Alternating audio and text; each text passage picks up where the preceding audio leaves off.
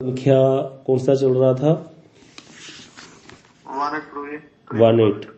हाँ, तो 18 नंबर श्लोक में क्या समझ में आया, कोई बता सकता है? सार हैंड रेज करके।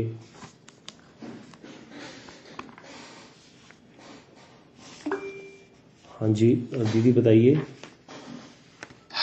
हरे कृष्णा बाबू जी, इसमें ये बताया कि जो पूर्णतः आत्मज्ञानी हो गया है और आत्मा में संतुष्ट है, उसके लिए बाहरी कर्तव्यों की आवश्यकता नहीं होती। ठीक है, क्योंकि आत्मा परमात्मा ही है। नहीं, ये तो नहीं कहा आत्मा परमात्मा ही है। आत्मा के भी ये तो मायावाद हो गया। अच्छा, यहाँ ये कहा गया कि आत्मा में जो स्थित है उसके लिए कुछ भी प्रयोजनीय नहीं है। क्यों नहीं है प्रयोजनीय? क्योंकि संसार में हम किसी का आश्रय ग्रहण क्यों करते हैं? हमें किसी से अपना काम निकलवाना होता है। अपना काम मतलब अपने शरीर संबंधी काम। शरीर संबंधी कार्यों के लिए हम लोगों का आश्रय ग्रहण करते हैं। लेकिन जो आत्मा में स्थित है वो दो प्रकार के लोग थे, ज्ञानी या भक्त। तो वो शरीर संबंधी कार्यों के लिए लिप्त नहीं होते। ज्ञानी को मुक्ति चाहिए, भक्त को भगवान का प्रेम चाहिए। तो उसके लिए वो संसार के लोगों का आश्रय ग्रहण क्यों करेंगे? इसीलिए वो इस ब्रह्मांड में समस्त जीवों में से उनको अपने प्रयोजन के लिए किसी के आश्रय की आवश्यकता नहीं है। लेकिन यहाँ पर ये जो बात बोल दी कि उनको अपने प्रयोजन के लिए इस ब्रह्मांड में किसी के आश्रय की आवश्यकता नहीं है, ये सिर्फ ज्ञानी के लिए तो हो सकता है, लेकिन भक्तों के लिए नहीं है। भक्तों के लिए वो अपने शरीर संबंधी कार्यों के लिए किसी का आश्रय नहीं लेंगे, लेकिन भक्त किसका आश्रय ग्रहण करेंगे? कोई बता सकता है? गुरु वैष्णव। हाँ, गुरु वैष्णव का, बिल्कुल। तो गुरु वैष्णव के आश्रय ग्रहण करके ही वो आगे बढ़ेंगे। लेकिन गुरु वैष्णव भी जो हैं उनको कभी भी गलत रास्ता नहीं दिखाएंगे। मतलब संसार के लोग क्या है, हमारा जो बहुत मित्र बन रहे हैं संसार में, जिनके साथ हम बैठ करके इतना इतना समय बिताते हैं, वो सारा दिन चर्चा किस पे होती है? शरीर या शरीर संबंधी तो होती है।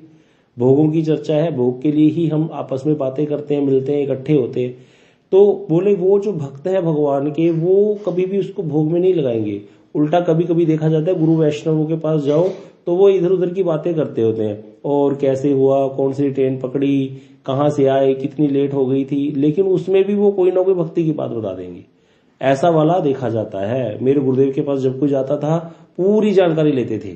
श्रील भक्ति विहार भारती गोसाई महाराज जी पूरी जानकारी, कितने बजे ट्रेन थी, कितने बजे चले, क्या हुआ, मतलब पूरा। फिर बाद में देखा जाता था उनका ये वाला बात करना भी भक्ति है, क्योंकि वो कहीं ना कहीं जाकर के उसको भक्ति से जोड़ देना उनको।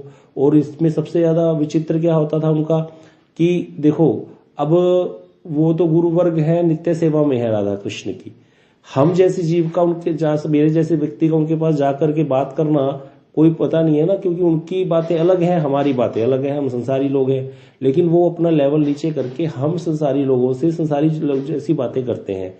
कितने बजे उठे, क्या किया, आज की दिनचर्या बताओ, है। तो ऐसे करके करते करते वो धीरे धीरे धीरे धीरे हमें प्रेम से इस मार्ग पे ले आते हैं। तो इसीलिए यहाँ पर ये कहा जा रहा है कि वो भक्तों का आश्रय ग्रहण करते हैं, बाकी संसार में किसी का आश्रय ग्रहण नहीं करते। मतलब वो जड़ कार्यों के लिए, जड़ जगत के कार्यों के लिए, संसार के जो आत्मा में स्थित है वो किसी का आश्रय ग्रहण नहीं करते। ना उनको किसी यज्ञ की आवश्यकता है, ना उनको किसी ब्राह्मण की आवश्यकता है, ना उनको किसी वैश्य की आवश्यकता है अपने कार्य के लिए। वो अपना ऐसे ही जीवन निर्वाह करने के लिए जितना प्रयोजनीय है उतना ही संबंध जो है धारण करते हैं, बस। बाकी सारा प्रयोजन उनका भक्तों से है, भगवान से है। तो इसी से आगे इसकी प्रकाशिका वृत्ति चल रही थी, उसमें आ गया था, आगे आ गए थे हम कि ज्ञान और वैराग्य जो है वो भक्ति का अनुगामी है, अपने आप उपस्थित होगा ज्ञान और वैराग्य। इसको कोई समझा सकता है कि भक्ति करने से ज्ञान और वैराग्य कैसे आ जाएगा?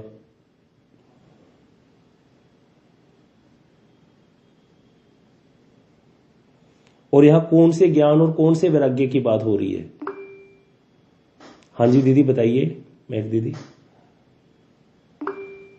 भक्ति करने से हमको पता लग जाएगा कि भगवान ही सब कुछ है।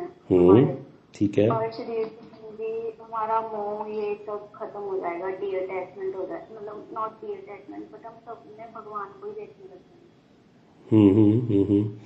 और वैराग्य आ जाएगा, मतलब कहने का कैसा वैराग्य होगा वो, और कैसा ज्ञान होगा उसको? कि हम शरीर संबंधी नहीं, कुछ भगवान की तरफ से देखेंगे कि वही है सब कुछ। भगवान से संबंध युक्त होकर के इस जगत को देखता है। ठीक है, गलत नहीं है, बहुत अच्छे से बता रहे हो। और वेणुगोपाल प्रभु, आप इसको और क्लियर कर सकते हो, भक्तों के अंदर कौन सा ज्ञान होता है और कौन सा वैराग्य होता है? युक्त वैराग्य।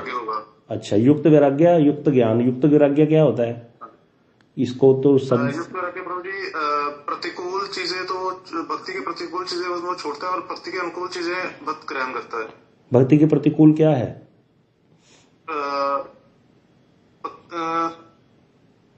भक्ति के प्रतिकूल जैसे मतलब कुछ भी बताइए, बहुत चीजें हैं भक्ति के प्रतिकूल संसार में जी। मटीरियल को लेकर जैसे मतलब ठीक है, जड़ संसार संबंधी चीजों में उसका विनिवेश नहीं रहेगा। जो भगवान की वस्तु है, भगवान की इस संसार में, ऐसे बोलना है, इस संसार में कुछ ऐसी वस्तुएं हैं जो भगवान संबंधी हैं, भगवत संबंधी वस्तुएं इस संसार में हैं। कौन कौन सी वस्तुएं इस संसार में भगवत संबंधी, को बता सकता है? भगवत संबंधी वस्तुएं कौन सी है संसार में? तुलसी सेवा हो गई सारा। और तुलसी जी हैं भगवत संबंधी। और क्या है?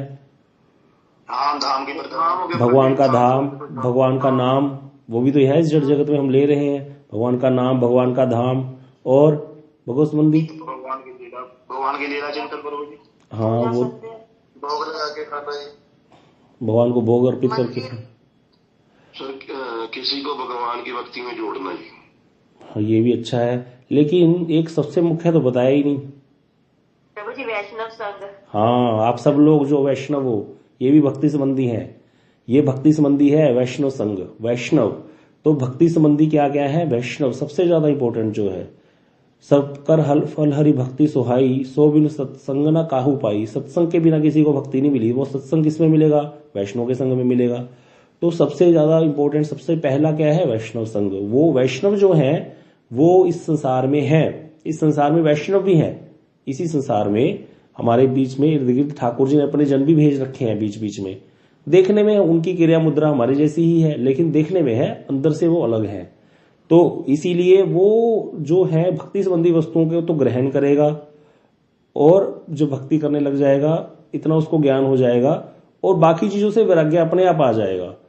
आप देख लेना, जो थोड़ा बहुत भी सही तरीके से भजन करने लग गया ना, थोड़ा बहुत भी, ज्यादा नहीं, थोड़ा बहुत भी लग गया प्रॉपर, उसको इतना बुरा लगता है ना फालतू लोगों के बीच में बैठना। आप सबको किसी को, आप में से किसी को फील होता होगा कि कितना उनको, जिनके साथ बैठ करके एक घंटा बातें करते थे, अब उनके साथ बात करके लगता होगा कितनी बात करता है ये, कितना बोलते हैं ये, ऐसे लगता है। क्यों? क्योंकि उनको पता लग गया कि ये सब फालतू बातें, इनमें कुछ निकलना तो है नहीं। पानी में कोई मधानी लेकर बैठे, कितना मर्जी चलाता रहे, मक्खन तो निकलने वाला है नहीं, क्योंकि वहां उसमें घी का अत्यंतिक अभाव है, जल के अंदर पराग अभाव नहीं है, दूध के अंदर है घी। इसीलिए भक्त जो है वो वैसा वाला संग करता है अपने आप, उसको वैराग्य हो जाता है उन वस्तुओं से। जो वस्तुएं जो भगवत संबंधी नहीं है उनसे अपने आप उसको वैराग्य हो जाता है। जब प्रभुपाद जी ने शरीर त्याग कर दिया था, प्रभुपाद जी के जाने के बाद क्या हुआ, उनके जो शिष्य लोग थे वो कुछ बिखर गए थे। कुछ ऐसा समय आ गया था, बीच में काल आ गया था बुरा, कि सब लोग अलग अलग हो गए थे। तो उसमें शिला भक्ति प्रमोद पुरी गोसाई महाराज जी अपने घर जाकर के ही रहने लगे, और वहीं पर अपने नियम करने लगे थे, माला इत्यादि करने लगे थे। तो वहां जब उनको रहते रहते 5-6 महीने हुए, तो उनको एकदम से अपने गुरु भाइयों की याद आई। उनको लगा मैं यहाँ पे क्यों आ गया वापिस, और मैं क्यों वहां पर अपने गुरु भाइयों को छोड़ करके आ गया। चाहे जैसे भी थे वो तो मुझे भक्ति में ही लगा रहे थे। देखिए एक बात समझ लीजिए, हम बद्धजीव होते हैं ना, जो ये तो बड़े आचार्य हैं, लीला करके दिखाते हैं, लेकिन साधारण मेरे जैसे व्यक्ति की बात कहता हूं, उनके अंदर राग द्वेष होता ही है। तो जब हम शुरू के कृष्ण भक्त होते हैं ना, तो हमारा आपस के गुरु भाइयों के प्रति भी रहता है द्वेष थोड़ा। जैसे इसी सत्र में हम लोग कीर्तन करते हैं, किसी ने थोड़ा कीर्तन बोल दिया तो दूसरे व्यक्ति, अच्छा बहुत अच्छा कीर्तन बोलने लग गई है, तो अच्छा बहुत ज्यादा कीर्तन बना रहे, प्रभु जी इसी का नाम लेते रहते हैं। इस प्रकार की भावना आ जाती है। ये हम बद्ध जीव है, ये कोई बहुत बड़ी चीज नहीं है कि नहीं आ सकती। ये एक संसारी लोग है, हम आता ही है। अच्छा ये ज्यादा बन के दिखा रहा है, ये जब देखो यही हैंड रेस करता रहता है यही गाने, इसको ही गाना है और नहीं गाएगा कोई। इस प्रकार की भावनाएं आएंगी ही आएंगी, ऐसे हो ही नहीं सकता। लेकिन अब भक्ति भी कर रहा है, अब देखा जाए तो द्वेष पैदा हो गया। अब द्वेष पैदा हो गया तो उसकी हर क्रिया को उल्टी तरीके से देखना शुरू कर देगा व्यक्ति, क्योंकि वो वैष्णव है, लेकिन फिर वो बहादुरा नहीं रहती। वो उसकी हर चीज को उल्टा देखेगा, क्योंकि उसके मन में द्वेष आ गया उसके प्रति। लेकिन आने पर भी अगर वो इसका संग छोड़ देता है, जब दूसरे संग में जाएगा ना, लोगों के अन्य लोगों में, उसमें देखेगा ये तो वैसे ही मुझे यूज कर रहे हैं सब, इनको और कोई मतलब ही नहीं है, इनको सिर्फ भोग चाहिए और भोग संबंधी वस्तुओं के कारण ये मेरे साथ जुड़े हुए हैं सारे लोग। तब उसको थोड़ा बोध होता है, फिर उसको लगता है कि वो जैसे भी हैं लेकिन वो वैष्णव है, इसीलिए मुझे उनका संग करना है। इतनी भावना भी किसी के अंदर रह रही है ना, तो इसका मतलब भजन कर लेगा। अगर इतनी सी भी भावना भी हमारे अंदर नहीं है तो हम क्या संग करेंगे, क्योंकि ये कभी नहीं हो सकता कि हम में आपस में राग द्वेष ना हो, ये तो होगा ही होगा। प्रभु जी ने, हम जब मठ में रहते थे ना, तो एक दिन मैंने प्रभु जी को बोला, प्रभु जी हम तो जॉब करते थे, दिल्ली में रहते थे, कि प्रभु जी मेरा तो हर्ष प्रभु जी के प्रति अपराध हो जाता है, और उनको भी लगता है कि क्योंकि हम तो कई बार लड़ पड़ते हैं भाई आपस में थोड़ी छोटी बात को लेकर के, तो क्यों ना हम लोग अलग अलग होकर रहने लगे, ये अलग रहे ताकि मेरा वैष्णव अपराध ना हो, मैं बढ़ूंगा कैसे भक्ति में आगे। प्रभु जी हंसने लगे, बोले तुम दो लोग एक ही देश के हो, पंजाब के हो, दो इकट्ठे नहीं रह सकते। और यहाँ देखो हम कितने हैं, कोई असम से है, कोई बंगाल से है, कोई उड़ीसा से, पता नहीं कहाँ से, कहीं की ईट कहीं का रोड़ा, भानुमति ने कुनबा जोड़ा, वो कहावत है ना, बोले वो है यहाँ पे मठ में। और आप सोचो, कहते हम लोग क्यों इकट्ठे रह रहे हैं, क्या हम में आपस में लड़ाइयां नहीं होती, हम लोग आपस में कोई कभी एक दूसरे को नहीं सुनाते, हमारे अंदर द्वेष नहीं है क्या? है, होने पर भी हमारा एक उद्देश्य है, हमें भजन करना है। इस उद्देश्य को मुख्य रख करके हम लोग इकट्ठे रह रहे। अगर कहते तुम दोनों ही अलग हो गए, तुम्हारा भजन कैसे सदेगा? प्रभु जी ने कहा सारी दिनचर्या पूछिए मुझसे। तो मैंने बताया कि कैसे, जब मैं पाठ करता था शुरू में, घर में रोज भागवत पढ़ता था, तो हर्ष प्रभु जी उस समय रोटी बना लेते थे, पहले उठती सब्जी बनाते बनाते हम कीर्तन कर लेते थे। तो ऐसे करते करते जब प्रभु जी ने दिनचर्या पूछी, बोले इतना कुछ तो मिलकर कर रहे हो, अगर आपस में थोड़ा बहुत भी किसी बात में कहा सुनी हो भी गई तो क्या बड़ी बात है, फिर बाद में इकट्ठे भी तो रहते हो, एक दूसरे का ख्याल भी तो करते हो। तो इसीलिए यह कोई बड़ी चीज नहीं है कि आपस में लड़ाई नहीं होगी, वो तो होगी, लेकिन साथ में रहना बड़ी बात है। लड़ाई झगड़ा तो चलता ही रहता है, परिवार है, इकट्ठे रहेंगे तो थोड़ी बहुत कहा सुनी तो होती ही है भाई। अब कोई कहे कि पूरी शांति बनी रहेगी, हम वैसा तो कभी हो नहीं सकता, कोई देवता तो उतर के नहीं आए हुए हम, तो ये तो रहेगा ही। प्रैक्टिकली चलो, प्रैक्टिकली यही है कि भाई जहां रहते हैं इकट्ठे तो वहां थोड़ा बहुत कहा सुनी होती भी है, द्वेष भी आ जाता है, सब कुछ होता है, लेकिन फिर भी मिल करके रहो और भजन करो। भजन का उद्देश्य रखो, गोल निश्चित रखो अपना, फिर बुद्धिपूर्वक उस गोल को पूरा करने के लिए सुकृतियां अर्जित करो। इसीलिए इकट्ठे रहो बस, इसीलिए मुझे वैष्णव संग करना है, इतनी सी बात है बस। जो इसको समझ गया वो कभी त्याग नहीं करेगा। तो इसीलिए यहां पर ये कितना सुंदर श्लोक गुरुदेव बता रहे हैं कि भक्ति करने से अपने आप सब चीजें आती हैं। जैसे इस श्लोक में बताया गया, भक्ति प्रेषानुभव विरक्ति अन्यत्र चैश्त्रिक एक काल पद मानस्य यथा अश्नतः सयूर तुष्टि पुष्टि शुद्धपाय अनुभासम। क्या कह रहे हैं कि भक्ति जब कोई जीव करता है, भक्ति भगवान का अनुभव और विरक्ति अन्यत्र संसार से विरक्ति, ये तीनों एक साथ आ जाते हैं। चैश्त्रिक एक काल, तीनों एक साथ आएंगे। कहते कैसे आएंगे? जैसे किसी व्यक्ति ने 2 दिन से खाया नहीं, तो उसको जो खाने के बाद संतुष्टि होगी, खाने के बाद 3 चीजें होंगी। एक तो उसकी भूख मिटेगी, एक उसका जो है पेट भरेगा, है ना, यथा तुष्टि पुष्टि, और उसका शरीर पुष्ट होगा। तो ये 3 चीजें एक ही साथ होने लग जाएंगी जैसे ही पहला ग्रास अंदर जाएगा। पुष्टि, शरीर पुष्ट होगा, संतुष्टि आएगी और भूख कम होगी। ये तीनों चीजें एक ग्रास, पहला ग्रास जाते ही शुरू हो जाएंगी, तीनों एक साथ, पुष्टि, तुष्टि और भूख की निवृत्ति, शुदा की निवृत्ति। जैसे ही एक ग्रास मुंह में गया, इसी प्रकार जैसे ही भजन करने लगे तो जितना वैराग्य आना चाहिए वैराग्य आ जाएगा अपने आप, जितना ज्ञान चाहिए उतना ज्ञान आ जाएगा, और भगवान का अनुभव भी आएगा। अनुभव के बिना भक्ति क्या है? अनुभव तो आएंगे ही आएंगे। अगर अनुभव नहीं आएंगे तो हम बढ़ेंगे कैसे आगे? हमारा वैष्णव के लिए अनुभव ही तो उनकी सैलरी है। जैसे कोई व्यक्ति जॉब पे जाता है तो उसको सैलरी मिलती है, इसीलिए वो दोबारा और ज्यादा अच्छा काम करके दिखाता है जॉब पे, ताकि मेरी सैलरी बढ़ जाए। तो भक्तों की सैलरी क्या है? भक्तों की सैलरी उनका अनुभव। अनुभव का अर्थ यहाँ पर ये नहीं कि दर्शन दे देंगे भगवान एक ही दिन में आकर। अनुभव, छोटे छोटे अनुभव होने लगेंगे। उनको लगेगा कि पहले मैं कितना फंसा रहता था, अब मुझे यहाँ पर प्रभु ने निकाल दिया। इस प्रकार के अनुभव आएंगे ही आएंगे। कितनी प्रकार से आपको पता चलेगा आज मेरी रक्षा हो गई भगवान के द्वारा। ये सबको होगा। जहां फंसने लगोगे भगवान आकर के पता नहीं कहां से आकर के रक्षा कर जाएंगे। जब महाप्रभु जी ने सप्त प्रहरिया भाव दिखाया किया था, उसमें महाप्रभु जी ने अपने आप को भगवत भाव में आ गए थे महाप्रभु, तो सबको दर्शन दिए थे महाप्रभु ने। तब जाकर के सबको बोला था, तुम्हें याद है तुम एक दिन अपने गुरु को कहते हैं, जिनसे महाप्रभु ने पढ़ाई की थी गंगादास जी से, कहते आपको याद है एक बार आप क्या हुआ था कि यहाँ पर शोर मच गया था कि यवन आएंगे और पुरुषों को मार देंगे, स्त्रियों को उठा करके ले जाएंगे। और तुमने क्या किया था, अपने परिवार अपनी बेटी को उठा करके घर से लेकर के जल्दी जल्दी चल पड़े थे डरते हुए। शाम के समय तुम गंगा जी के किनारे पहुंचे थे, महाप्रभु जी बोल रहे हैं उनको, गंगादास जी को, और तब तुम्हारे लिए एक व्यक्ति नौका लेकर के आया था रात्रि के समय। कहते उसने तुमको पार लगाया था। पता है वो कौन था? बोले मैं ही था। वो महाप्रभु स्वयं बता रहे, मैं ही तुम्हारे लिए नौका लेकर के आया था। बाद में बताया कितने साल बाद जब महाप्रभु जी प्रकट हुए, आकर के दर्शन दिए भक्तों को, बोले मैं ही तुम्हारे लिए नौका लेकर के आया था, तुमको पार लगाया था। तो भगवान हर समय उसकी रक्षा करते हैं, ऐसा कभी नहीं हो सकता। तो इसीलिए ये अनुभव है, अनुभवों को लिया करो। ये नहीं कि ऐसे चलते जा रहे हैं, मैंने किया, हम कुछ नहीं कर रहे। अब हमारी सारी बागडोर भगवान के हाथ में आ गई है। वो हमको जो वस्तु चाहिए वो प्रोवाइड करते हैं, जो नहीं चाहिए उससे हमें दूर कर देते हैं अपने आप, पता भी नहीं चलता। अरे सखा कुछ करते हैं कृष्ण के, ताड़ के फल देके बोले लाला भूख लग रही है, उधर बिहारी लाल परेशान कर रहे हैं, हमको भूख लग रही है, ताड़ के फल खाने हैं। ठाकुर जी कहते हैं अरे यहाँ तो बड़ा दुष्ट दैत्य है, वो तो क्या नाम था उसका, धेनुकासुर है। बोले कोई बात नहीं, तुम्हारे रहते क्या चिंता। कृष्ण कहते चलो खाओ, फिर लो मजे। खाने लगे, उधर से आगे धेनुकासुर, ठाकुर ने उसका वध कर दिया। कभी कभी कोई ऐसा पेड़ भी आ जाता है जिसके फल ठीक नहीं होते सखाओं के लिए, तो जैसे ही कृष्ण को सखा बोलते हैं, कृष्ण अपने आप उनके हृदय में वास करके उनको प्रेरणा को वो हटा देते हैं खाने की। थोड़ी देर बाद बोलते ठीक है अभी नहीं खाने का मन हो रहा, चलो चलें। तो ये कैसे आता है? भगवान ने कहा मत्ता स्मृति ज्ञान अपोहनम च सर्वे चाहम हृदय से निविष्टो, सबके हृदय में मैं वास करता हूं। मत्ता स्मृति ज्ञान अपोहनम च, मुझसे ही स्मृति होती है, मुझसे ही ज्ञान होता है, मुझसे ही भूलने की क्रिया होती है। वेदे सर्वम अहमेव वेद्यो, मैं ही वेदों में जानने योग्य हूं। वेद विदेहम की वेदांत कृत वेद विदेह चाहम, वेदांत को करने वाला, लिखने वाला, सब कुछ देने वाला मैं हूं। तो भगवान करते हैं, सारी बागडोर संभालते हैं भक्तों की। यही हमारे अनुभव है। तो यहां पर ये जो बताया, भक्ति के अनुगामी होने पर अपने आप ज्ञान और वैराग्य जितना चाहिए वो आ जाएगा। आगे एक बहुत सुंदर बात यहां गुरुदेव ले रहे हैं, ये बहुत इंपॉर्टेंट है, इसको अगर समझ जाओगे। यहां गुरुदेव कह रहे हैं प्रश्न होता है, श्रुतियों में कहा गया है तस्मादेशाम तन्न प्रियम यद तन्न मनुष्य विदु, की जो तद ना प्रिय। तो यहां पर क्या कह रहे हैं कि जो मनुष्य है, देवता कभी भी नहीं चाहते कि मनुष्यों को ज्ञान हो जाए। बताओ, ये नई चीज आ गई। अब देवता लोग कभी नहीं चाहते कि मनुष्य ब्रह्म को जान ले, मनुष्यों को ब्रह्म ज्ञान हो जाए, ये देवता कभी नहीं चाहते।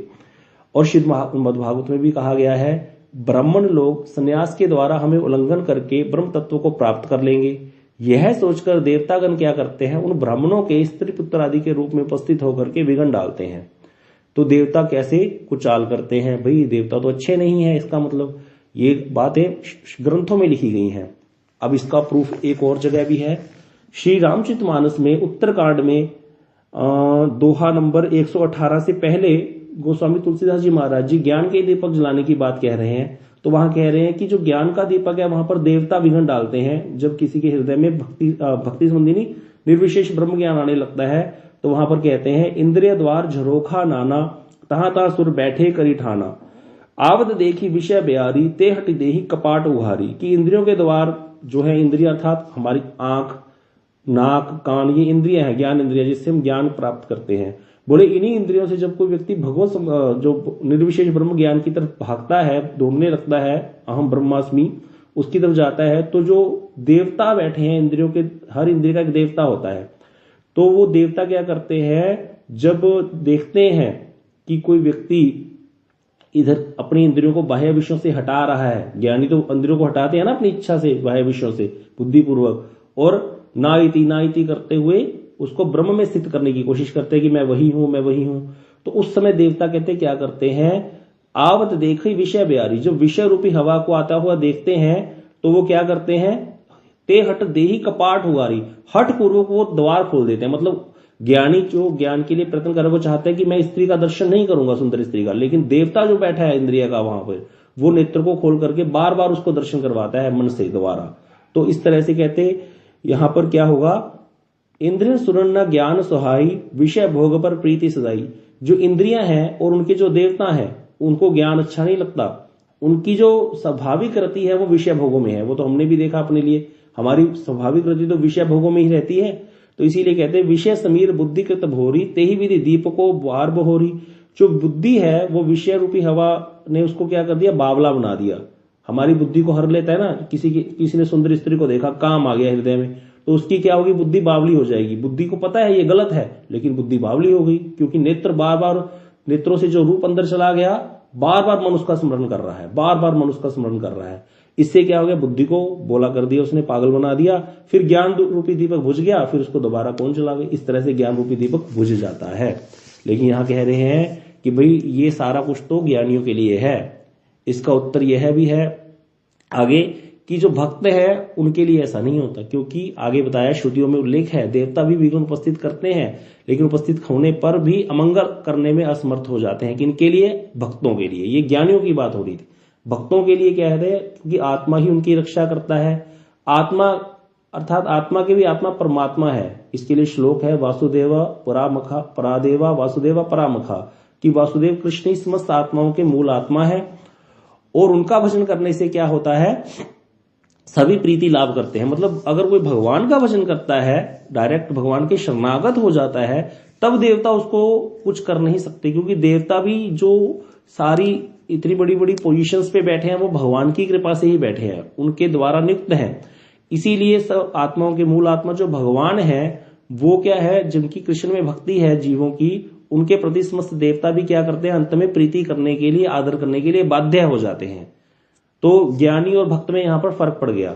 भक्तों के लिए क्या है, फिर वो चीज नहीं रही। अब उनका क्या है, उनको तो बस कृष्ण कीर्तन करना है, बाकी सारी जिम्मेवारी भगवान की, भक्ति देवी की। तो इसीलिए कहा, भक्ति स्तु भगवत भक्त संग परिजायते। शास्त्र वाक्य के अनुसार भक्तों के संग से ही भक्ति प्राप्त होती है। इसीलिए यहां पर गुरुदेव कह रहे हैं कि ऊपर तो कह दिया था कि वो किसी का आश्रय ग्रहण नहीं करता, लेकिन इस शास्त्र वाक्य के अनुसार भक्तों के संग से ही भक्ति प्राप्त होती है। इस विचार के अनुसार भगवत प्रीति के लिए, भगवत भक्तों के लिए किसी भी प्रकार भगवान का आश्रय ग्रहण करने योग्य है, जैसे उसी प्रकार भक्तों का भी आश्रय ग्रहण करना आवश्यक है। तो इसीलिए श्लोक है, यस्य देवे पराभक्ति, जिसकी भगवान में भक्ति है, जैसी भगवान में है वैसी ही गुरु में होनी चाहिए। तस्यैते कथिता ही अर्था, उसके ही हृदय में सारे मर्म प्रकाशित होंगे। प्रकाशनते महात्मन, उसके हृदय में शास्त्रों के अर्थ प्रकाशित होंगे, उसको समझ में आएगा माया क्या है। नहीं तो बड़े बड़े लोग जो माया के विषय में ज्यादा जानते हैं ना, उतना ही ज्यादा माया में फंसे हुए दिखते हैं, उतना ही ज्यादा। आसान नहीं है इसको त्याग करना। ये विषय भोग जो है, ये छोड़ने आसान नहीं है। ये कौन छोड़ सकता है, जिसको सदगुरु मिले हैं। सदगुरु ही इसको निकलवाएंगे इससे बाहर। जितना मर्जी से इसके ऊपर टीका टिप्पणियां करते रहो, लेकिन जब सामने विषय आएगा तो जीव का स्वभाव है वो विषय को भोगेगा ही, कभी उसको त्याग नहीं कर पाएगा अपनी इच्छा से। ये नियम है। इसीलिए इसको कराते हैं गुरु वर्ग, वही आके हमें पार लगाते हैं। इसीलिए गुरु के प्रति जो है, वैष्णव के प्रति बड़ी ही श्रद्धा होनी चाहिए, वही हमको इन सब चीजों से बाहर निकालेंगे। और कोई इसका सिस्टम ही नहीं है निकलने का। उन्हीं महात्मा के हृदय में सभी मर्मार्थ प्रकाशित होते हैं। यह श्लोक यहां पर हो गया है। अब अगला श्लोक हम कल ही करेंगे।